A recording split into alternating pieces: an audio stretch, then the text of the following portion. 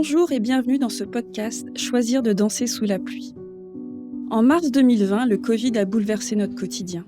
Ce bouleversement ne devait durer que quelques semaines. Quelques semaines d'adaptation et nous pourrions retrouver notre vie et nos habitudes d'avant. Nous avons tous retenu notre souffle en rêvant à cette vie passée que nous allions bientôt retrouver. Nous avons tous vécu la situation de manière très différente. Nous avons tous fait de notre mieux face à l'incertitude, aux difficultés et aux contraintes. La résilience, c'est cette capacité à surmonter les épreuves, à rebondir malgré les difficultés. La résilience, c'est ce qui nous pousse au plus profond de nous-mêmes à chercher des solutions pour mieux vivre les périodes d'incertitude. Aussi, j'ai souhaité mettre à votre disposition ce podcast pour vous permettre d'explorer le processus de résilience. Notre objectif est qu'après avoir écouté les 8 épisodes, vous trouviez de bonnes raisons de choisir de danser sous la pluie. En riant, en admirant la force de la nature, en vous réjouissant que votre jardin soit arrosé. Bonne écoute.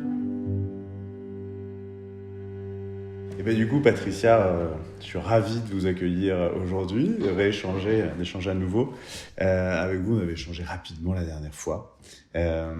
Vous avez un parcours dans la sphère publique, en cabinet ministériel, collaboratrice parlementaire, au Centre des Monuments Nationaux, et vous êtes la fondatrice, créatrice de l'association Envie de Résilience, qui prône la résilience dans le monde professionnel. C'est vrai qu'on entend pas mal parler de ce concept de résilience, mais pas forcément dans la sphère pro. Donc, comme ça, vous allez pouvoir nous expliquer un petit peu. Et je voyais que la résilience, c'était pour vous au cœur de la performance des organisations. Donc, tout un programme. Et si on peut commencer par vous connaître un petit peu et que vous nous fassiez une présentation de votre parcours. Je l'ai fait rapidement, peut-être un peu moins rapidement, mais qu'on sache un petit peu ce qui vous a amené à créer cette association. Très bien, merci. Bonjour à tous. Donc effectivement, parcours, première saison professionnelle d'une 15aine d'années, plutôt dans les sphères publiques et politiques. Et mon premier sujet de résilience était finalement une résilience scolaire. Parce qu'il se trouve que moi, j'ai décroché après un bac économique et social et que j'ai eu la chance de croiser des gens qui m'ont fait confiance et qui n'ont pas jugé sur mes diplômes. Donc, première étape, effectivement, en cabinet ministériel. On m'a dit que je pouvais passer un concours. Donc, à l'époque, j'étais bête et disciplinée. Donc, j'ai passé un premier concours, puis un second concours. Et avant de passer le troisième, j'ai croisé un sénateur qui m'a fait venir au Sénat pour bosser avec lui sur la question des gens du voyage, notamment. Donc, c'était assez atypique. Puis un parlementaire qui était aussi atypique aussi, puisque lui-même avait un CAP de monteur-fraiseur. Donc c'était on était un duo assez improbable au Palais du Luxembourg. Et c'était une très très chouette expérience. Et effectivement, dernier poste classique, si on peut dire, au Centre des Monuments Nationaux, en charge des relations avec les élus, où mon travail, c'était à la fois de faciliter le développement de partenariats locaux autour des monuments, et puis de défendre les intérêts de l'établissement à l'Assemblée et au Sénat. Et j'ai fait ça jusqu'à fin 2012, où du coup, j'ai eu un double mouvement de révolution. Tout d'abord, à la naissance d'une petite fille. Jusqu'ici, tout va bien. Par contre, suivi de près par l'annonce d'un cancer du sein, un 14 février 2013. Donc, un étrange cadeau de Saint-Valentin qui a mis un mot fin sur ma première saison professionnelle. D'accord. Et effectivement, à partir de ce moment-là... Parce que du coup, ça a été quoi la réflexion ? Alors, c'est un choc, c'est une révolution. Et ça a généré ça, ou qu'est-ce qui se passe dans la tête à ce moment-là, justement, pour se dire, tiens, je vais rentrer dans une autre phase ? Alors, il y a toute la phase, effectivement, où je vous passe les détails de la sidération, où on est un petit lapin devant les phares d'une bagnole sur une route départementale, où on se dit, mais j'ai 35 ans, j'ai un petit bébé de 2 mois, c'est un peu tôt pour partir quand même.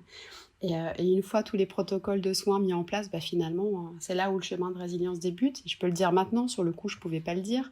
Mais ce moment où finalement, on commence un petit peu à reprendre pied. Et c'est vrai qu'une question qui a été très, très structurante, moi, dans mon parcours, à la fois de guérison et de reconstruction, ça a été de me demander ce que j'allais faire quand je serais grande. Et donc, cette question du travail qui est arrivée assez vite comme une question centrale parce que... à 35 ans, j'avais eu la chance de faire un joli premier parcours, de croiser des gens qui m'ont fait confiance, de découvrir des sphères qui étaient finalement des sphères d'engagement qui m'ont beaucoup parlé, qui m'ont beaucoup intéressée. Mais j'étais pas sûre d'avoir choisi tout ça. J'avais plutôt l'impression d'être trapéziste en affaires publiques. Hmm. Donc, c'était pas totalement délibéré. Donc, j'ai eu besoin de réinterroger cette question. Et puis, ce qui change viscéralement, en fait, aussi, quand il nous arrive une épreuve comme celle-ci, en fait, quand on est confronté à sa finitude, c'est ce rapport au temps. Et de se dire qu'une fois que je serai sortie de tout ça, où est-ce que j'ai envie de mettre mon temps? Où est-ce que j'ai envie de mettre mon engagement? Et il se trouve que j'étais plus tout à fait raccord avec les valeurs prônées par l'établissement public pour lequel je travaillais, et puis suite à un changement de gouvernance dont je passerai les détails parce qu'ils ne sont pas très reluisants. Mais du coup, finalement, plutôt que de m'engager dans un autre poste qui aurait été peut-être un joli placard dans un château, un vrai, j'ai dit à mon président que j'avais réfléchi à d'autres choses, que j'avais combattu le dragon, donc j'avais d'autres projets pour moi que de rester enfermée peut-être dans une tour de château. Donc ça, en tout cas, cet événement-là, c'est la découverte de cette notion de résilience.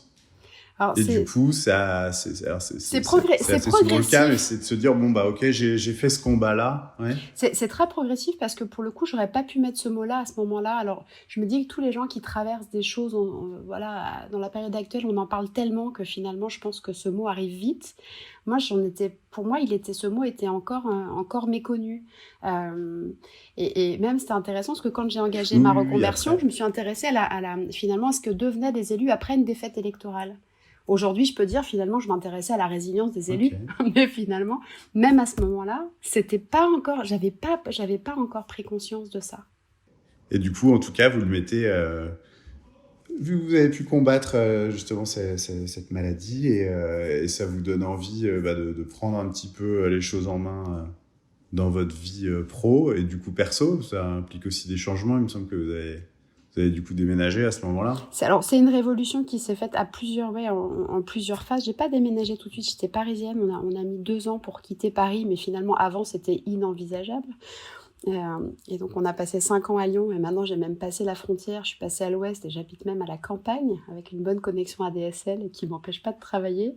Mais finalement, oui, c'est vraiment un cheminement et c'est autour de cette question de qu'est-ce que je vais faire de mon temps, où est-ce que j'ai envie de m'engager, qu'est-ce que j'ai envie d'accompagner, parce que finalement, je me rendais compte qu'on pouvait faire bouger des lignes quand même. Mais par contre, la grande découverte était de se dire que il se passait quelque chose après une épreuve dans la vie d'une personne et que quand cette personne revenait au travail, elle avait développé un certain nombre, aujourd'hui on oserait parler de talents ou de soft skills, alors qu'on ne pouvait absolument pas imaginer ça. Et en fait, moi, forte de cette conviction-là, je suis allée frapper à la porte d'entreprises pour leur proposer des accompagnements justement pour faciliter ces retrouvailles.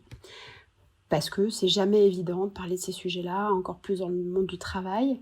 Et en fait, je suis tombée sur un os qui était que moi, j'avais une vision vraiment très, très ressource, très, très bénéficiaire finalement des résultats de la vulnérabilité. Et en fait, dans le monde du travail, j'ai constaté qu'il y avait une vision très déficitaire de ce que ça représentait. Et là, je me suis dit qu'il y avait quelque chose qui était pas OK. Alors, personnellement, ça m'a heurtée parce que je me suis dit que quand quelqu'un peut retourner au travail, c'est un temps vraiment très, très important. C'est vraiment un passage la fin d'une adversité quand même très forte. Quand on atteste qu'on peut retourner au travail, c'est qu'on peut le faire. Et que finalement, cette personne qui pouvait revenir, l'entreprise ou la collectivité ne savait pas comment finalement s'y prendre. Et elle savait tellement pas s'y prendre qu'en fait, elle n'avait pas tellement non plus forcément bien maintenu le lien depuis que la personne était partie parce que on ne sait pas trop comment ça va être reçu, parce qu'il y a le secret médical, il y a le secret de la vie personnelle, et tout ça est important, mais finalement, on se retrouvait avec des situations où c'était très compliqué de renouer le dialogue et de pouvoir évoluer vers quelque chose qui permette à la personne de renouer avec ses anciennes fonctions ou d'autres, et à une entreprise de bénéficier finalement d'un vécu, d'une transformation, qui est une transformation certes radicale, mais qui est très précieuse dans un monde du travail qui lui-même est en profonde transformation. Et la dernière année qu'on vient de vivre ne sera pas là pour me démentir sur ce point-là. Mais c'était pas même encore aujourd'hui, c'est pas acquis. C'est sûr que tout le monde va le vivre, ce retour au travail finalement. C'est vrai que c'est souvent le cas, alors on en parle peut-être plus souvent après des événements beaucoup plus heureux comme les congés maternité, les choses comme ça, mais c'est vrai qu'il y a toujours ce retour qui est en plus source d'anxiété pour les gens qui reviennent, peut-être, et je pense pas forcément appréhendé du côté entreprise. Il y a quelqu'un qui est pas là pendant un instant T. Tiens, il y a une date où la personne elle va revenir, mais je pense que au mieux, on y pense une semaine ou deux avant son retour. Mince, comment on va organiser ça? Ou alors, dans le pire des cas, la veille ou le jour J, en se disant, tiens, de toute façon, elle revient, et puis après, on verra, quoi. Alors que les personnes, si c'est un événement heureux, je pense qu'elles reviennent peut-être avec un petit peu d'anxiété, mais ça sera plutôt facile à vivre. Alors que si les gens ont en plus quitté l'entreprise pour quelque chose de beaucoup moins heureux et qu'ils y reviennent, ça doit faire partie du chemin pour se relever, et le travail a un vrai intérêt d'occuper l'esprit, de se sentir utile, et donc de reprendre les choses en main, quoi. Entre De autres, se et reprendre en main. le travail, c'est un facteur identitaire majeur, c'est une forme de colonne vertébrale à l'âge adulte. Donc quand je reviens au travail, c'est que je suis de nouveau déjà en santé et en capacité de le faire, puisque j'ai été désignée comme telle. Mais c'est vrai que pour l'entreprise, il arrive même que des personnes arrivent et qu'elles n'aient pas de bureau ou qu'elles n'aient plus d'adresse mail. Et c'est vrai que quelque part, c'est difficile de leur en vouloir, c'est une longue période, c'est un voyage en parallèle où le travail continue sa vie avec ses propres objectifs, ses propres difficultés. La personne a pu peut-être être remplacée. Peut-être qu'avant, ça se passait pas très bien. Peut-être qu'avant, ça se passait très bien, mais que finalement, on a redispatché les rôles.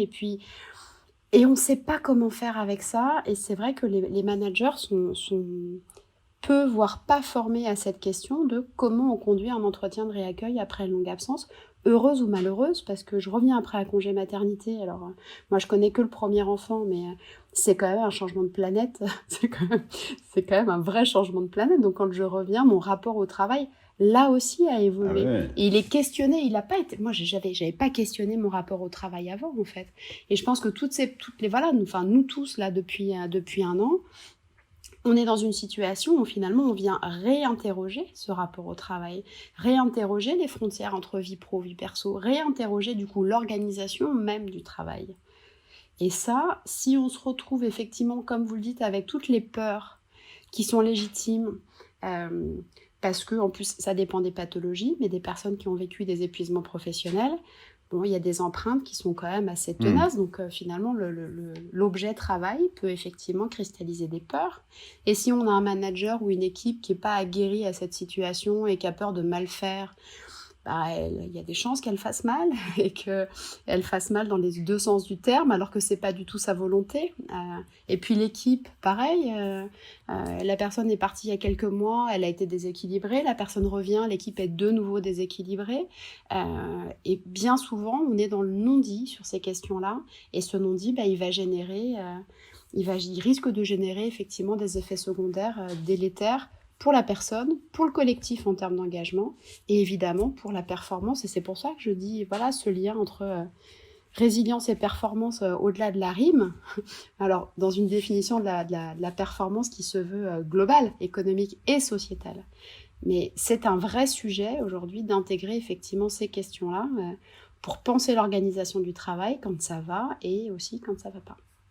Et alors, comment ça se passe, cette interaction entre l'association Envie de Résilience et les entreprises avec qui vous êtes en relation? La première interaction, elle a été de créer en fait un appel à projet, le prix de la résilience professionnelle, pour repérer ce qu'ils faisaient déjà.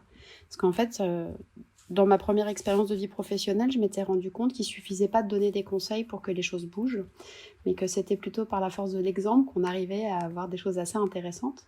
Donc on a créé ce prix pour repérer les entreprises, les collectivités, les associations, les personnes qui, suite à une adversité de santé, de travail, ont transcendé et ont généré quelque chose d'autre. Et donc du coup, aujourd'hui, on a des entreprises qui sont partenaires et qui comprennent mieux en fait les enjeux de cette question. Et sinon, ça se traduit aussi par, moi je dis en fait la question de la résilience, pour moi, c'est la culture du pépin, en fait. On plante une petite graine, et moi, mon boulot, c'est de planter cette petite graine dans le monde du travail et de voir comment on fait pour que cette petite graine, elle ait des chances de pousser et qu'elle puisse générer différentes formes d'innovation. Alors, parfois, on transforme des pépins en pépites, c'est presque de l'alchimie, mais les entreprises s'ouvrent à ces questions-là, encore plus, je pense, depuis quelques mois, et puis depuis cette conscience où, comme vous dites, en fait, on va tous retourner au travail après une longue absence. Alors, on n'aura pas tous vécu la même chose, mais physiquement, il va y avoir un acte de retourner au travail. Et on ne sera plus jamais en février 2020. Avec des sources d'anxiété assez fortes, ouais. C'est vrai que ceux qui, justement, depuis un an, là, on est en mai 2021. Il y en a qui ont dû arrêter le mi-mars 2020, donc ça fait plus d'un an, qui vont retourner au travail peut-être, je sais pas, en septembre. Allez, soyons fous. Est-ce qu'il faut qu'ils aient tous un entretien de réintégration ? En tout cas, il y a des structures où le télétravail était inconcevable et il est devenu la norme. Des structures qui se posent aujourd'hui la question de dire on va revenir sur du présentiel, on va tout mettre tout télétravail. Donc effectivement, je pense qu'il y a une renégociation du cadre et du contrat de travail, en fait, d'une certaine manière. Et en tout cas, des entretiens de réaccueil, je pense qu'il serait important que chaque manager, effectivement, puisse avoir un temps dédié avec chacun de ses collaborateurs de manière plus ou moins conséquente. Mais ces retrouvailles, il est important de les célébrer. Il est important de célébrer aussi pour identifier comment va l'équipe, parce que finalement, on peut reprendre la métaphore d'un bateau, dans la tempête. Là, il y a eu une vague scélérate. Ceux qui étaient sur le pont sont peut-être partis à la capitainerie. Ceux qui étaient dans la cale sont peut-être montés sur le pont. D'autres sont peut-être passés par-dessus bord. Et là, on va dire, allez, tout le monde remonte dans le bateau et cap sur la performance. On a des objectifs, on a du retard à rattraper, etc. Sauf que peut-être que certains ont vécu des choses où finalement ils n'étaient pas du tout mobilisés et là ils étaient à fond, ils ont fait des trucs super et on leur demande de rentrer à la place qu'ils occupaient avant. Et puis peut-être que d'autres se sont dit mais en fait moi ce que je faisais là je peux plus parce que pour une raison ou pour une autre. Si moi en tant que chef d'équipage je suis pas en capacité de savoir qui va comment dans cette équipe, mon risque c'est que mon bateau il coule un peu plus tard en eau calme. Ce qui serait quand même un peu ballot pour un équipage qui a réussi à traverser la tempête quand même. Et c'est quoi les conseils de cet entretien ? Ou au-delà même de l'entretien, mais voilà, les conseils que vous avez envie de donner. Alors plutôt, j'ai l'impression, en direction des managers, mais finalement des directions, des managers d'entreprise.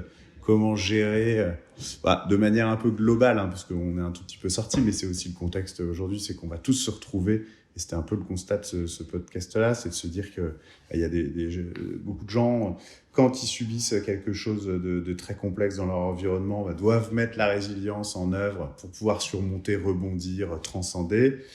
Finalement, aujourd'hui, on est affecté différemment, mais le Covid nous a tous mis dans un contexte très particulier où tout est un petit peu bousculé et on doit, alors à des niveaux bien moindres que des gens qui ont subi des choses très graves, mais on doit quand même mettre un petit mécanisme en place pour retourner au travail, pour garder confiance en l'avenir qui est hyper incertain. Et c'est sûr que on est en train de prendre plein d'habitudes, elles vont changer quand on va devoir revenir dans un monde à peu près normal et tous retourner au travail. C'est quoi les conseils pour les organisations, les managers pour accompagner ça ? Déjà, je trouve que cette initiative de podcast est quand même, sur la résilience, est quand même une très très bonne initiative, d'oser poser ce sujet, parce que le premier des risques, c'est comme dans la gestion de crise, c'est le déni.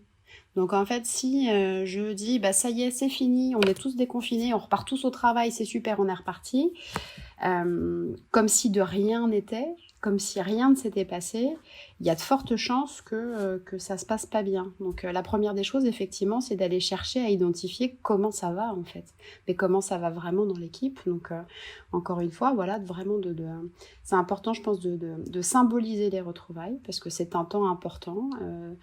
Peut-être de prendre un temps aussi de débriefing, de retour un peu sur expérience, justement sur cette période qu'on vient de vivre. Finalement, qu'est-ce qu'on n'aurait jamais imaginé réussir à faire et qu'on a réussi à faire ? Quelles difficultés on a réussi peut-être à dépasser, peut-être qu'est-ce qui nous a manqué, peut-être qu'est-ce qui nous manque plus du tout par rapport à la vie d'avant, mais de faire en fait une espèce de questionnaire, un peu de retour sur expérience et d'être en capacité, et c'est très difficile, mais d'écouter et de recueillir ce que les individus et le collectif a à dire par rapport à cette période. Et c'est super difficile parce que l'injonction est, c'est l'avenir, on avance, les objectifs. Et donc, comment je vais réussir en tant que manager, en tant que dirigeant, à préserver cet espace-temps, qui est un espace à la fois très, très important, très puissant de dire on peut refaire collectif, et en même temps d'une intense fragilité parce que qu'est-ce qu'ont vécu les gens dans leur confinement, comment les gens ont géré effectivement le stress, comment leur qualité de vie se sont peut-être détériorées. On a des chiffres qui sont quand même très, très inquiétants sur les aspects psychologiques, sur les troubles alimentaires. Enfin, on a quand même quelques indicateurs qui nous disent que la société française va pas bien. Et on ne peut pas laisser ces troubles à l'entrée de l'entreprise. Donc ça va demander à la fois de rester bien sur un objectif, de bien partager qu'est-ce qu'on a à faire ensemble et comment on va le faire ensemble, mais d'être en capacité d'écouter ce qui peut-être n'avait pas avant sa place dans le cadre du travail. Et c'est un peu ce paradoxe-là de dire c'est du champ privé qui s'invite dans le champ professionnel, mais il est important d'être en capacité d'être dans un cadre sécurisant, d'écoute, encore une fois, d'éviter le plus possible les non-dits, parce que c'est ça qui risque de générer des doubles peines, des dissonances et probablement des souffrances, et puis avec des enjeux en termes d'absentéisme, de turnover, de motivation. C'est ça qui est complexe souvent, parfois, quand on est manager ou là pour une direction. Je pense aussi c'est cette différence. En fait, on le subit de manière très différente. Là, cette épreuve-là, il y en a qui, j'imagine, c'est pour ça, je pense que vous dites, c'est difficile aussi d'écouter, de prendre ce temps-là, mais pour comprendre que tout le monde est affecté de manière différente et de surtout pas se dire, bon, allez, moi, ça va, donc toi aussi, ça va, il va pas faire sa chochotte. C'est tentant, quand même. On l'a. Ouais. C'est tentant, c'est très tentant. On en a déjà tellement parlé qu'on a envie aussi, je pense, de mettre ça derrière. Et je pense qu'il y aura cette tentative-là. Et c'est vrai que c'est difficile d'écouter ou de mesurer. Là, c'est vraiment dans ce que vous dites. Il faut pas négliger l'importance pour les gens de s'exprimer. Et en général, c'est ça. C'est quand il y a quelque chose qui va pas bien, de le dire et de le formuler, c'est déjà la moitié du chemin. Et là, ça va être ça. C'est qu'il va y avoir des gens qui vont l'appréhender de manière très, très différente. Et c'est sûr que les entreprises, il y aura forcément un petit peu de retard, il y aura forcément un petit peu des choses, mais c'est de pas l'oublier, de le célébrer, comme vous disiez, célébrer le retour. C'est une façon plutôt très positive de justement dire il s'est pas rien passé, il s'est passé quelque chose, mais c'est fini, fêtons-le, fêtons la fin. Et puis, si besoin, exprimez-le, exprimons-le. Il y a de ça. En fait, dans cette histoire, on n'a pas eu la chance d'avoir un prologue. On est tombé dedans direct. Là, si on n'écrit pas l'épilogue, effectivement, on risque de passer à côté de ressources. On risque de passer à côté de solutions, d'innovations, de nouvelles manières de travailler ensemble. Et qu'en fait, si on ne prend pas ce temps-là, et c'est vrai que c'est légitime, c'est comme quand on termine un traitement, on aimerait bien dire, ça y est, c'est fini, allez, hop, Ouais, mais il y a une histoire, ça se termine. Et en plus, on risque d'avoir quelques répliques. Donc, on a vraiment besoin de savoir si on avait encore une saison 2, une saison 3, une saison 4, de marquer un temps sur cette période-là. Qu'est-ce qu'on en a fait, Encore une fois, d'identifier vraiment les ressources que nous a permis d'identifier cette situation et de prendre ce temps, de l'épilogue. Et il va durer combien de temps, cet épilogue ? Alors, je n'ai pas de boule de cristal. Non, mais à peu près sur cette expérience que vous avez justement, plutôt de résilience dans le monde d'avant, où il fallait accompagner les gens qui avaient subi un traumatisme, qui reviennent en entreprise. Ça peut durer combien de temps, cette réadaptation ? En fait, la grande variable d'ajustement qui fera que ça sera plus ou moins rapide, ça aura été la qualité du lien qui aura été maintenu pendant l'absence. Ok. Le secret, c'est ça. De la qualité du lien et du maintien du lien pendant le télétravail ou pendant une absence maladie, de cette qualité du lien va générer soit des retrouvailles, soit des séparations, soit des divorces pour faute. Donc c'est vraiment ça. Non, mais c'est vrai. On peut se séparer après une longue absence, mais plutôt par consentement mutuel, tout le monde y gagne. Mais ça va vraiment être ça, cette capacité dont on a gardé le fil. Et que finalement, quand on va se retrouver, on va marquer quelque chose, on va être content de repartir ensemble. Par contre, effectivement, si le lien a été rompu, si la communication, les informations circulent mal, si... En plus, ça dépend des structures. Je veux dire, il y a des structures qui risquent d'être touchées par des plans sociaux. Il y a d'autres structures qui sont moins touchées par rapport à ça. Donc, c'est de l'humain. C'est encore plus de l'humain qu'avant, quoi. Donc, en tout cas, je pense qu'il y a des rendez-vous à ne pas louper, ne serait-ce que pour pas que ça dure trop longtemps. En respectant les conditions sanitaires qui sont les nôtres, évidemment. Mais le café d'accueil, le premier café qu'on va repartager, il aura une saveur particulière. Mais il faut commencer dès maintenant. Il ne faut surtout pas... en fait, pour se préparer et faire en sorte que cet épilogue et cette phase de retour, l'acclimatation se passe le plus rapidement possible, c'est aussi dès aujourd'hui qu'il faut agir pour renforcer le lien s'il n'était pas assez bien maintenu. Oui, c'est ça. C'est depuis hier qu'il aurait fallu faire quelque chose, mais qu'effectivement, parce qu'on se rend bien compte aussi justement dans le processus de résilience professionnelle, ce sentiment d'appartenance, cette culture d'entreprise, ce bateau commun, il est très très important. Et il le sera encore plus pour ceux qui auront vécu des choses difficiles à la maison et qui seront peut-être pas encore résolues. On voit l'explosion des séparations, il y a un certain nombre de choses. Donc en fait, si mon socle de travail est un socle solide, ou en tout cas sécurisant, je vais aussi, à titre personnel, pouvoir rebondir un peu plus facilement. Parce qu'encore une fois, le rôle du travail à l'âge adulte est majeur. Et c'est quoi les conseils pour maintenir le lien à distance?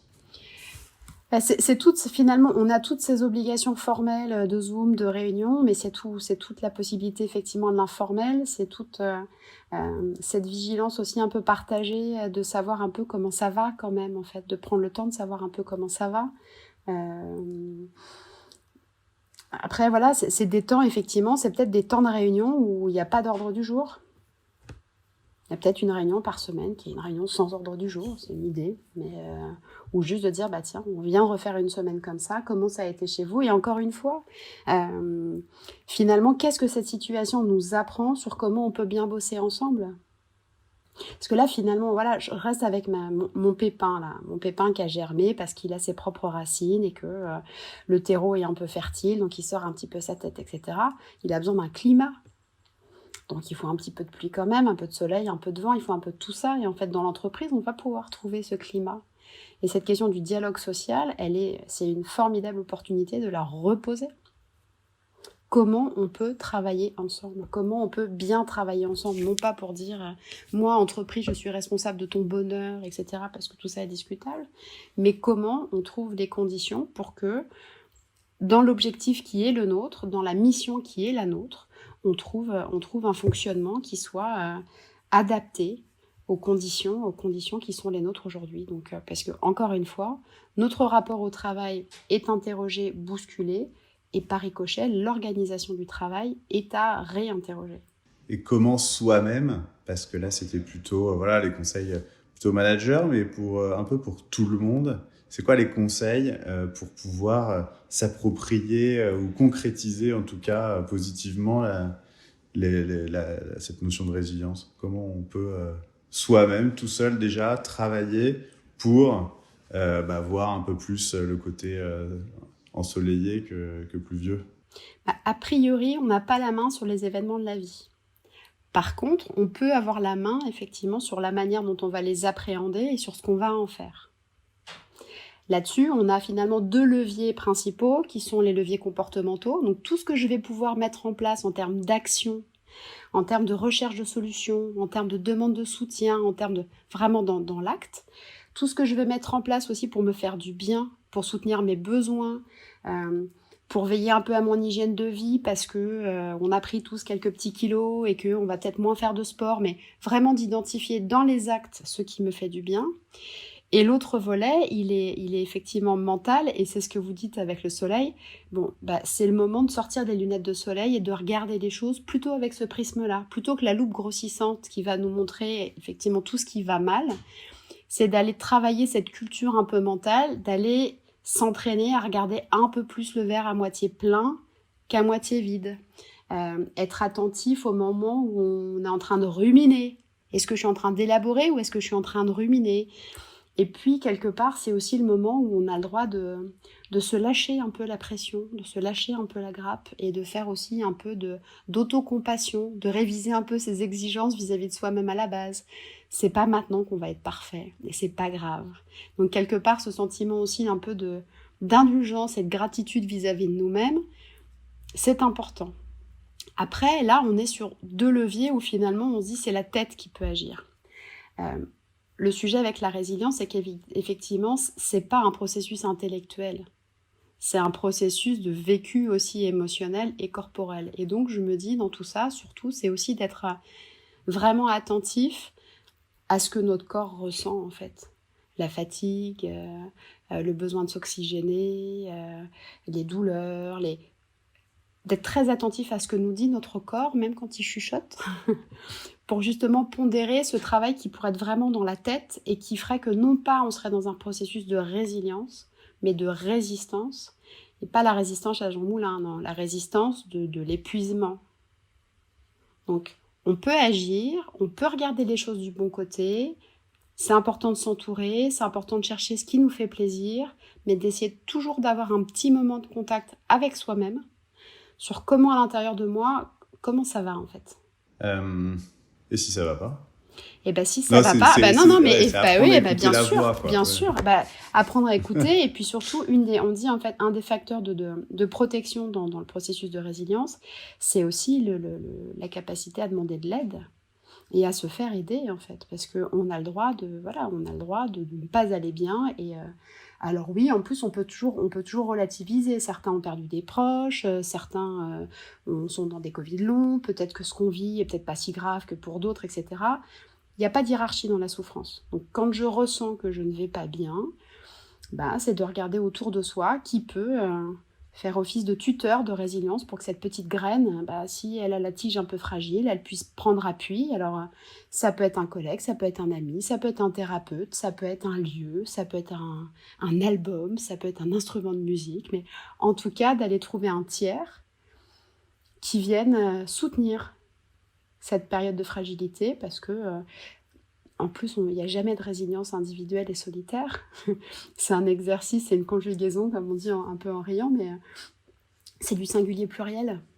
Il y a ce que j'ai en moi, j'ai mes propres ressources, et ces propres ressources, elles vont venir fructifier aussi grâce à mon environnement. Alors, je rebondis juste, c'est assez léger, mais sur l'instrument de musique, où je crois que les ventes de guitares ont explosé l'année dernière. Je crois que c'est la marque Fender, qui est une des plus belles marques de guitare américaines, et qui a fait pour la première fois de son histoire, qui a fait le plus beau chiffre d'affaires, quoi. Parce qu'effectivement, c'est assez gratifiant. Il y a beaucoup de gens qui se sont mis à la musique, et c'est vrai qu'il y a ce côté un petit peu méditation, où on prend du temps pour soi, et puis en plus, on voit une progression, on voit qu'on développe de nouvelles compétences, et puis en plus, quand on commence à savoir un peu jouer, c'est assez plaisant, hein, comme ce qu'on arrive à produire. Et de tout ça, comment on fait pour aller plus loin, pour se renseigner, pour maîtriser un peu plus ces procédés de résilience? Est-ce qu'on maîtrise? Qu'est-ce qu'il faut lire? Qu'est-ce qu'il faut aller écouter? Qu'est-ce qu'il faut lire sur les gammes? On reste dans la musique, les gammes de la résilience, c'est effectivement tous les travaux de Boris Cyrulnik ou de Serge Tisseron, donc effectivement pour bien comprendre au travers de ces histoires les mécanismes. Mais encore une fois, je veux dire, ça ne se décrète pas la résilience. Alors on a pourtant décrété l'opération résilience comme réponse à la guerre contre la Covid, mais la résilience, c'est comme les antibiotiques, c'est pas automatique. Ça ne se décrète pas. Par contre, ça se cultive, et que finalement, si on veut vraiment cultiver et soutenir notre résilience, j'ai envie de dire, cultivons le lien, cultivons l'écoute, cultivons la parole authentique, prenons soin de nous, écoutons nos besoins, mettons le nez dehors. Je pense que c'est tous ces environnements-là, en fait, qui vont venir soutenir la personne. Cultivons notre humour, parce que l'humour, c'est aussi un point d'appui très important dans les traits de personnalité, justement, pour soutenir la résilience. Plus que de chercher à répondre avec la tête, en fait. Ça peut être l'humour, le discernement, le lien, parce que finalement, encore une fois, on peut pas la décréter, et le risque, c'est que la frontière, elle est vraiment ténue avec la résistance. Et qu'on voit quand même pas mal de situations où les gens s'épuisent. Alors, il y avait l'épuisement professionnel, mais l'épuisement personnel aussi. Donc finalement, je peux pas me décréter résiliente. Je peux pas garantir que... Parce que la résistance, c'est passif. Alors non, la résistance, Quand Il y a- on résiste, on subit. on peut résister de différentes manières. On peut résister, voilà, la référence à Jean Moulin, là, c'est une résistance contre. Mais là, l'idée, ça serait de venir nourrir finalement une suradaptation à une situation où je mets en place tout ce qui va me permettre de tenir encore, pour pas, mais tenir encore en s'épuisant en fait. Donc, c'est pas du tout la même chose qu'à un moment de se dire, c'est pour ça que je dis, voilà, il y a ce qu'on peut faire avec la tête, il y a ce qu'on peut faire avec nos actes, mais que dit notre corps ? Si mon corps, mon sommeil est pas terrible, ou si j'arrive plus à me lever, ou si, bon, j'aime bien boire ma petite bière le soir, mais finalement, c'est plus une, c'est deux, c'est trois, d'être attentif vraiment à ça, qui sont finalement des symptômes de déminéralisation, en fait, on va dire un peu de soi, donc vraiment d'écoute de soi, et c'est très difficile parce que la période nous demande beaucoup d'énergie pour faire face. Mais à quel moment, finalement, où est la limite ? Parce que là, on est en train de se projeter dans une situation où effectivement, il y a eu une expérience collective de vulnérabilité et on ne rentre pas dans le détail de ce que les gens ont vécu dans leur chair. Mais enfin, quand quelqu'un siffle la fin de la récré, ou quand la maladie, ou quand le deuil, ou quand... même si j'ai passé mon bac résilience, c'est quand je suis dedans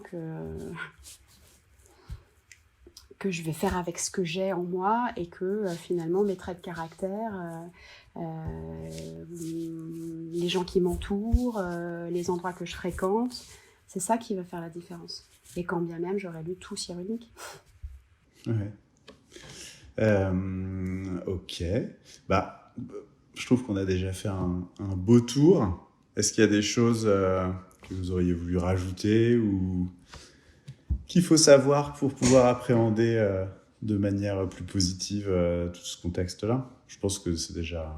pour moi, c'est déjà bien. C'est pas mal. Après, moi, il y aurait un vrai appel à la responsabilité, en fait, vis-à-vis des entreprises, vis-à-vis du monde du travail. Parce que c'est très délicat d'appréhender ces questions-là, parce que ça vient toucher à des sujets, voilà, de finitude, d'échecs, d'erreurs, enfin des choses qui sont très difficiles. Et quand on est dans le monde du travail, on est plutôt tourné vers la performance, etc. Et de se dire que là, le travail a une formidable occasion d'incarner une certaine forme de responsabilité, au-delà des mots qui peuvent être énoncés dans des rapports de responsabilité sociétale. Là, il y a une vraie opportunité de passer aux actes. Et je pense qu'une entreprise qui est aux côtés de son collaborateur quand il est dans le dur, un collaborateur est aux côtés de l'entreprise quand elle est dans le dur. Et c'est vraiment l'occasion peut-être de réconcilier un peu cette question du travail, en fait. Donc une invitation, effectivement, voilà, à un petit peu peut-être de courage en la matière et d'oser poser le débat. Ah oui, c'est d'accepter les faiblesses, quoi. Enfin, c'est peut-être pas le meilleur terme, mais c'est que ses collaborateurs, ils sont pas au top tout le temps et que quand ils le sont pas, c'est aussi le rôle de l'entreprise de les accompagner, quoi. Surtout que c'est pas que les collaborateurs, c'est chacun d'entre nous, quelle que soit la seule égalité entre vous et moi. C'est ce qu'on vit quand on tape dans le dur. Je suis dirigeant, je suis pas dirigeant, je suis à la campagne, je suis en ville, je suis jeune, je suis vieux, je suis blanc, je suis noir. La seule égalité qui vaille entre nous, finalement, elle est là. C'est cette vulnérabilité à un moment. Et l'idée est de se dire, c'était pas, il n'y a pas le monde d'avant et le monde d'après. C'est une occasion de faire le monde d'avec. Un principe de réalité qui est oui. L'homme et l'économie sont mortels. Mais c'est aussi ça qui nous rappelle qu'on est vivant et tout ce qu'on peut faire ensemble. Ça, c'est une belle chute. Je crois en la capacité de la belle chute. Parce que c'est dans la chute qu'il y a le rebond. Sans chute, pas de rebond. C'est ce qu'on va aller chercher, ce rebond. Pour tout, d'ailleurs. Mais il arrive. On le voit, on l'aperçoit. Il se cultive et puis c'est la vie.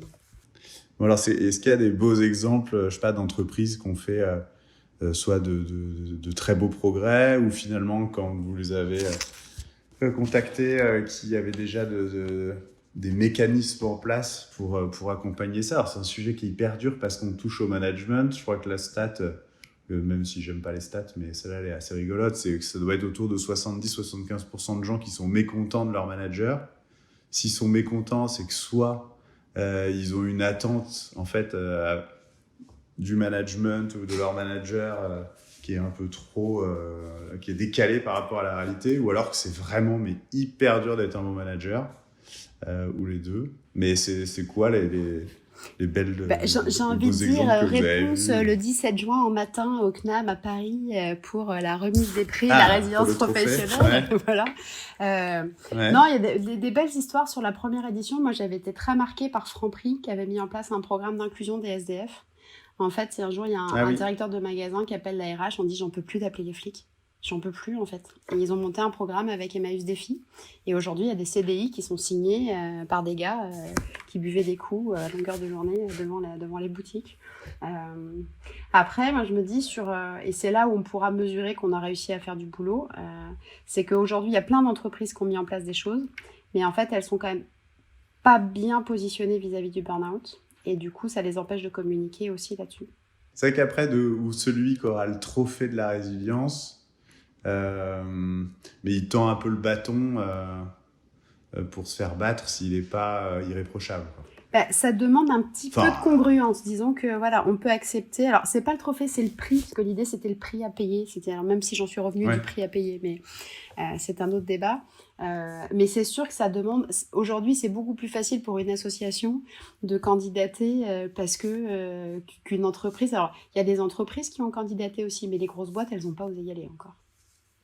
Et pourtant, j'ai des belles histoires. Hein. Ouais. On a des belles histoires, ils ont failli, il y a eu du refus d'obstacle parce que, et pour l'instant, l'hypothèse c'est de dire, je pense qu'il y a des foyers, il y a un peu trop de foyers infectieux de burn-out sur des grosses boîtes. Ouais, non, mais après, c'est ça, c'est au-delà de se mettre le label, le macaron, regardez comme je suis fort, c'est plutôt l'idée de progresser, c'est plutôt du conseil, on sait que c'est un sujet, on a conscience, comme vous, qu'on a tout à y gagner. Donc accompagnez-nous, quoi. Oui, puis c'est en fait quelque part ceux qui ont fait dans la résilience, la transmission, c'est hyper important. Donc en fait, c'est ce qui donne sens aussi à ce qui a été vécu.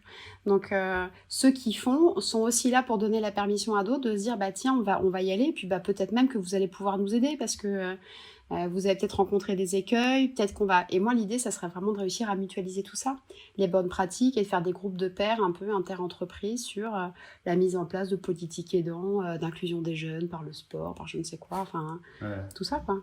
Et c'est vrai que dans le monde d'après, on évoquait ressources humaines. Moi, toute ma vie, j'ai travaillé en ressources humaines. Et en fait, contrairement à d'autres fonctions, je pense que c'est la plus fourre-tout. C'est que hyper vite, ça devient ressources humaines. Et moi, j'ai eu des visions très différentes par rapport aux boîtes dans lesquelles j'étais de cette fonction RH. Alors, j'ai occupé, j'ai été responsable RH, donc j'étais à la tête des RH dans une petite boîte. Et dès qu'il y avait un sujet avec un collaborateur, c'était forcément RH, vu que c'était un sujet humain. C'était pas je sais pas, il tenait tête à son manager, pof, tiens, le RH, c'est un sujet RH, à toi de gérer. Tout ce qui devenait disciplinaire, c'était plus managérial, c'était RH. Donc en fait, c'était une espèce de mise à disposition de personnel aux managers, c'était dans la restauration. Et dès que ça allait bien, c'était eux. Dès que ça allait pas bien, c'était moi. Et c'était amusant, quoi. Et là, je pense qu'avec ce Covid, où là, il y avait des articles, les burn-out, là, c'est les DRH qui commencent à les avoir parce que depuis 1 an, du jour au lendemain, ça a été vas-y, va chercher, mets tout le monde au chômage partiel, va sur la plateforme gouvernementale pour aller prendre les aides, etc. et compagnie. C'était un sujet ultra compliqué. Puis après, il y a tout ce sujet de maintien du lien qui du coup dit voilà, alors les RH, on fait comment ? Oui, alors qu'il y a un travail d'éducation. Il y a un gros sujet de plan de formation, je pense, là-dessus. Et c'est vrai que je me dis, en fait, la fonction RH, c'est un peu le jambon dans le sandwich de la dissonance, quoi. Entre est-ce qu'on demande en haut, est-ce qu'on demande en bas, je pense que c'est un métier qui est très, très difficile. Et c'est un métier d'investissement et de moyen long terme, en fait. Donc, mais peut-être que ça va redonner un petit peu la place. Ça peut, mais il va falloir du courage. En tout cas, tout le monde, je pense, l'enregistrement, l'épisode, il est vraiment top. Parce que c'est pour ça qu'à un moment, j'ai juste rebondi en se disant, tiens, ok, mais je voulais pas trop stigmatiser les managers en leur mettant toute la responsabilité, et aussi faire, qu'est-ce qu'on peut faire soi-même, parce que ça va être le sujet de tous. Mais c'est vrai que ce côté un peu humain, ce côté comment ça va, quoi, c'est idiot, mais de commencer une réunion ou un rendez-vous avec un de ses collaborateurs et de commencer par comment tu vas. Et ça, je pense que ça va être une des clés, et aussi bien comprendre qu'on est différents. C'est ça, en général, le plus compliqué pour les managers, c'est qu'ils imaginent avec eux leur spectre, et puis ils pensent pas que la personne en face d'elle, elle réfléchit pas du tout de la même façon, quoi. Non, c'est pour ça que moi, du coup... Elle subit pas les choses. Je vois un truc qui marche bien, du coup, sur ce processus-là, c'est la formation des managers, justement, sur l'entretien de réaccueil, mais en inter, en fait. Ou même en intra et en inter, parce que, finalement, ils font une expérience d'altérité. Chacun a déjà vécu un truc, en fait. Ils ont tous vécu un truc. Enfin, on a tous vécu des trucs. Mais d'avoir, finalement, cette expérience en commun va faire qu'il va se passer quelque chose.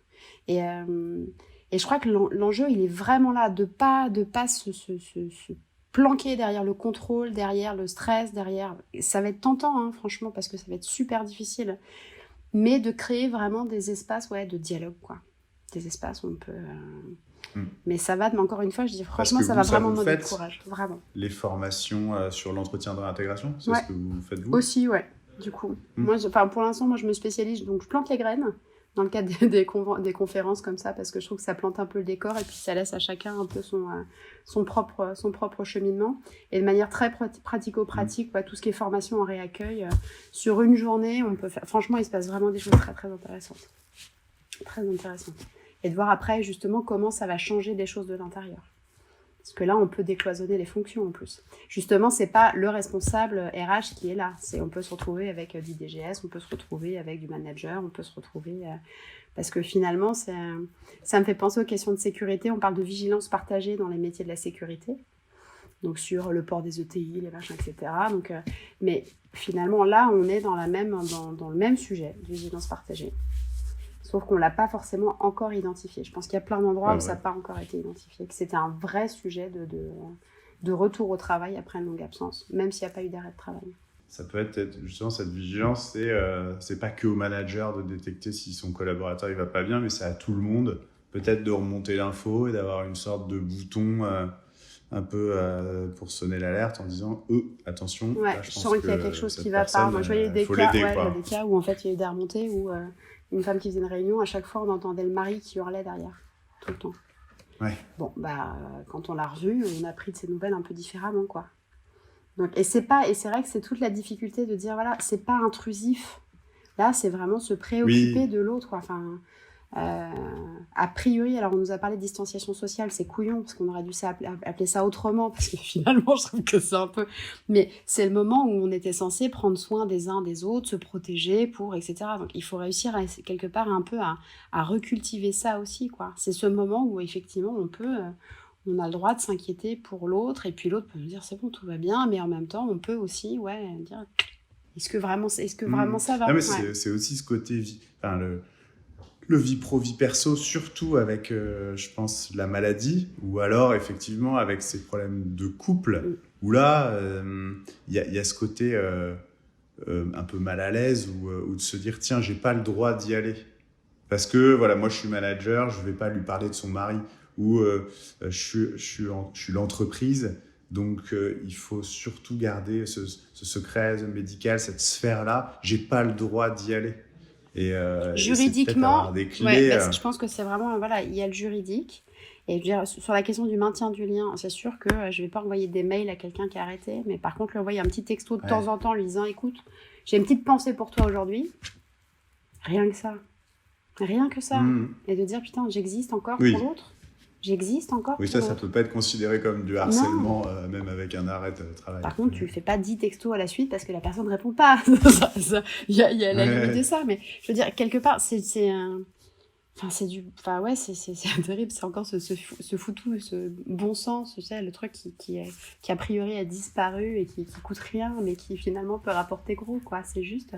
Et si on se comportait entre nous, être humain, comme on se comportait avec, oui, il y a une frontière, oui, c'est pas nos potes, oui, d'accord, mais en même temps, c'est quelqu'un avec qui je travaille et que si elle va bien et que voilà, et moi aussi on veut faire du bon taf. Si ça va pas bien et que je peux peut-être faire quand même quelque chose.